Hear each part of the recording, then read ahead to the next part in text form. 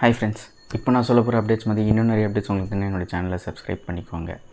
So made in இண்டியான்றது தான் இப்போ பயங்கரமான ஒரு ரெவல்யூஷனாக இருக்குது. ஏன்னா அதர் கண்ட்ரீஸோட சாஃப்ட்வேரை கம்மி பண்ணிட்டு நம்ம ஓன் கண்ட்ரி உள்ள டெக்கை நம்ம வளர்ப்போன்ற இடத்துல எஜுகேஷன் மினிஸ்ட்ரி இப்போ என்ன முடிவு பண்ணியிருக்காங்கன்னா, ஜோஹோ ஆஃபீஸ் சூட்டை நீங்கள் தான் யூஸ் பண்ணணுன்னு சொல்லி இப்போ ப்ரமோட் பண்ணிகிட்ருக்காங்க.